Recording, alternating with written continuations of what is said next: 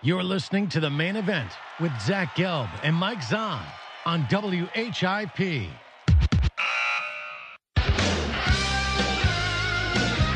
Welcome back, everybody. Time in the WHIP studios is 11:05. Zach Gelb here with you, flying solo on this Thursday. Taking you up until noon Eastern time, where the Temple Sports Hour will come your way. And we're getting pumped, as it's Temple and UMass this Saturday at Gillette Stadium. Coverage on the station will begin at 2:15. And then myself and Mike Zahn will have the play-by-play and color analysis at 3 o'clock at the home of the four-time Super Bowl champion New England Patriots. And now joining us on the hotline is the head coach of the UMass Minutemen, and that is Mark Whipple. Mark, Zach Gelb here. Thanks for a few minutes. How are you? Yeah, hi. How you doing today, Zach? Well, I'm doing great, and we're just getting ready as we're 2 days away from kickoff. Your football team last week didn't get off to the best start up against Colorado. What was your message to your team after that loss to Colorado? Well, you got to play better, and we just didn't handle some adversity in the second quarter very well. And Colorado's really improved, and they had they'd played in Hawaii the Thursday before, so they had a little bit of a jump on us, and then they got really a lot of good players. So we just got to learn how to handle some adversity that affected us, and grow from it. Coach, you've been doing this for a long time. You've been coaching since the 80s, and you've been back and forth from the college ranks and the pro ranks. What's the biggest difference between coaching the pro game and the college game? The biggest difference is when the players in the NFL get in trouble, they're blamed. When the college guys get in trouble, the coach gets blamed. That's the biggest difference. So is that you saying that you like the pro game a little bit better? When they get in trouble. and you did spend some time in the pro game, and you had a lot of stops. One of them was here in Philadelphia in 2008. What do you remember about your time with the Eagles? We had a great time. It was a great place, and Andy Reid's a special guy, and the guys on staff, and Pat's back there now, Pat Shermer.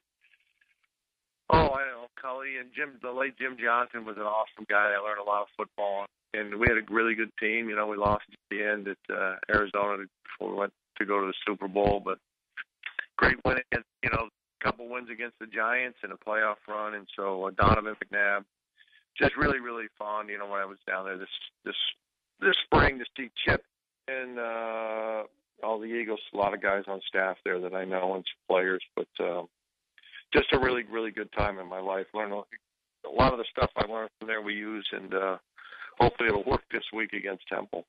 I was listening to an interview this morning on WIP here in Philadelphia with David Akers, and they asked him if he hated the Cowboys. And he said, I really hate the Giants more because they won 2 Super Bowls, and we thought the Eagles should at least win 1. I know you were only with the Eagles for 1 year, but like you mentioned, you got to that NFC Championship game. Why do you think those Andy Reid teams were never able to bring home the Lombardi Trophy to Philadelphia? Oh, I don't. I think to win a championship, you have to have a little bit of luck. I'm not saying, when I was with the Steelers, probably the biggest play in that run was Ben making a tackle on Jerome's fumble. And I'm not saying that I ever practiced that with Ben, but, that was a little lucky. And, we gave up a big play. And, Jim Johnson's health issue, I think, affected the team a little bit at the end against the Cardinals. And, hey, Kurt Warner played good, and we were one play away from going to the Super Bowl. So I think it's just we got to be at the right place at the right time. And I thought Andy did an unbelievable job because we had gotten our butt beat by Baltimore, and he kind of changed the way we practiced, and it really went on a great run there, and just lost down at the last quarter down in Phoenix. So it's like any championship. You got to have a little bit of you got to be really good, which a lot of teams are at every level, and then you got to have a couple breaks. And you've won a college championship, and you did win a championship on the pro level, like you mentioned, with the Pittsburgh Steelers. When you take a look back at your coaching career, because you've done this for a while, and I know there's still some good memories to make, do you have one memory that sticks in mind about your best memory so far coaching football? Well, I thought the two, obviously you mentioned, and winning a national championship coming off of a 2-9 season. Those kids, I see those guys that come around games and they text me, and that's a special group of kids. And then obviously the Super Bowl with the Steelers, Ben and I text, and Dick LeBeau and the guys that way on staff, and BA, and Hines.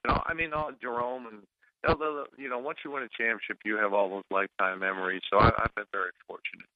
Mark Whipple is our guest right now. Temple and UMass this Saturday at Gillette Stadium. Kickoff is at 3 o'clock. Coach, you decided to return to UMass for your second stint last year. Why'd you thought it was time to go back home? Why was it right? Why was that timing right?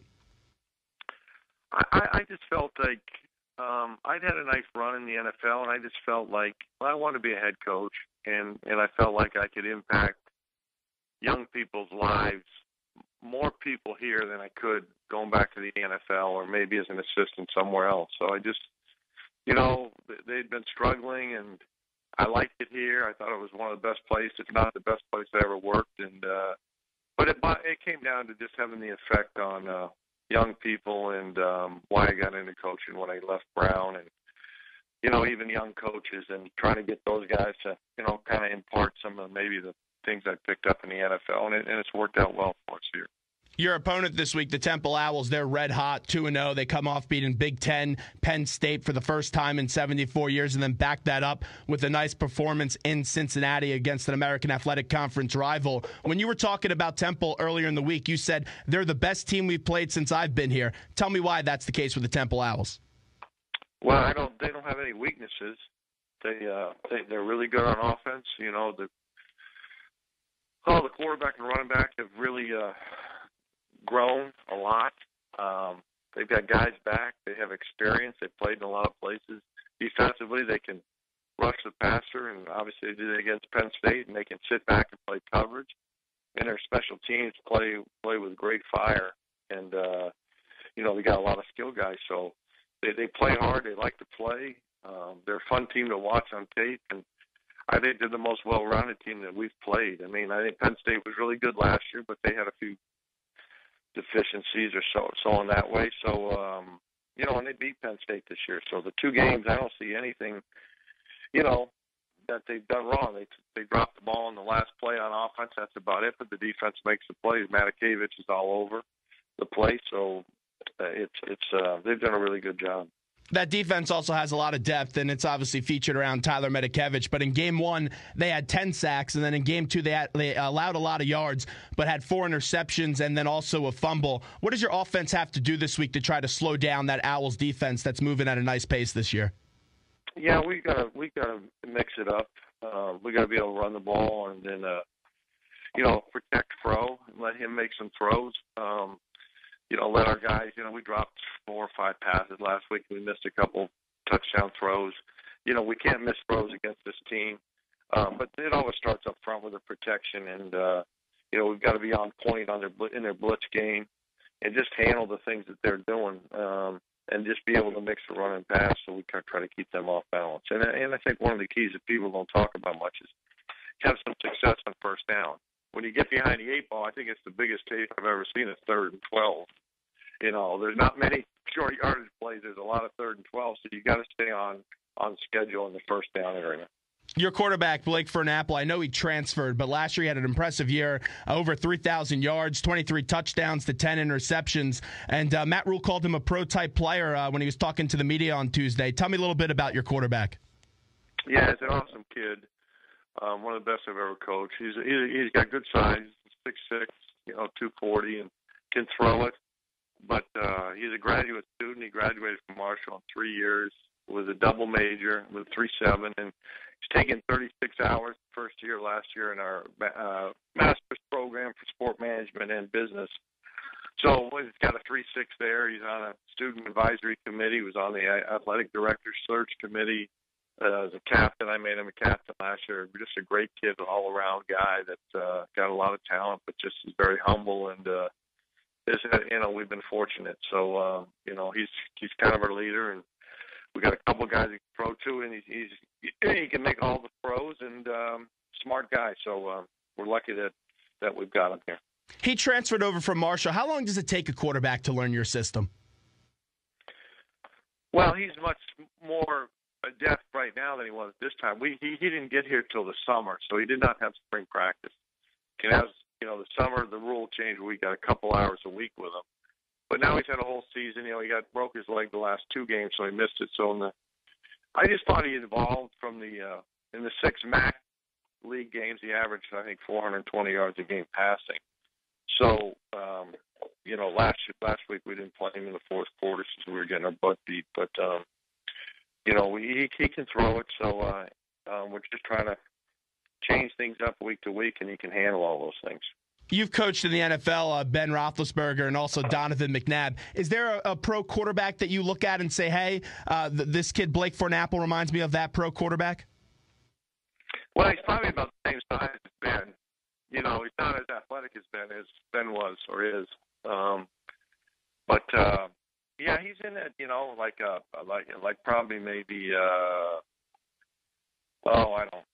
He's just a big, good-sized guy that can make. He can run. He's got a 50-yard touchdown run against East Carolina. Was at Marshall. Now, we don't try to run him, but just a guy that sees the field and understands what's happening, and is a really good leader. So just like any quarterback, he's a good decision maker, and I think that's the most important part of that deal. He also has a special connection with one of your wide receivers in Taj Sharp. What makes that connection so special between the two of them? Because they've had a lot of success. Yeah, I probably didn't utilize. I didn't utilize Taj well enough early in the year, and he really is a gamer, and he's a really good practice player. So we try to target him, and I think he had 85 catches last year, and probably don't throw the ball to him enough. But he's got really good hands. Is really good at the top of his routes. Can play off the press guys, which Colorado pressed him a lot last week, and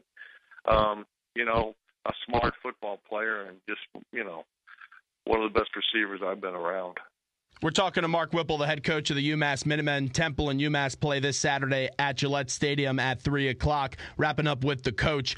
Moving on to Temple's offense, it's been a simple formula for them so far this year, and I know it sounds a bit cliche, but key number one is for Temple to win the battle in the trenches. Then they like to establish that run with Jahad Thomas, and then finally give the quarterback P.J. Walker about 20 to 25 throws. What does your defense have to do going up against this well-diverse Temple offense this week? Yeah, well, we got to tackle Thomas, which a lot of people haven't been able to do, and I'm not saying that we're going to be able to, but we're going to try. And then, Walker's a threat. He's really seems to have much better command, just really a lot of confidence off the tape. And then, obviously he can hurt you with his legs. He's athletic enough to get out of trouble, and, they run a little bit of the read option, a few things that way. So they give you a whole gamut of issues. And then the guys that got outside have really, I think it made them a complete offense, and you can see by the numbers. So we've got to work that out for us. Coach, before we let you run, I always wonder with things with recruiting, you don't get every time a 5-star, 4-star recruit. Not everyone goes to Alabama or Florida. And, you take a look at that UMass program. They had Victor Cruz. Temple has a player like Tyler Medikevich, Muhammad Wilkerson, who's now playing on Sundays with the Jets. And those guys weren't 4 or 5-star recruits. How do you find a kid like that and get the best out of him? Well, I think it has a lot to do with your staff and getting to know what's inside the player. We've had a couple walk-ons here that I recruited, James Hedabo and Kole Ayi. I didn't recruit Kole, he was here, but won Super Bowls. And they were walk-ons, earned a scholarship, and had pretty good careers. So you got to find out what sticks inside the guy and what kind of desire he has. And, it's sometimes those guys have already been developed, the 5-star guys, and we had a bunch of those guys at Miami when I was there. So you just keep working at it, just try to find good people, good kids, and they've certainly done a great job at Temple because those guys like to play football. Well, Coach, we appreciate you coming on today. Best of luck on Saturday, and we'll talk to you again real soon. Thanks so much. I appreciate it. Have a good trip up. Thanks.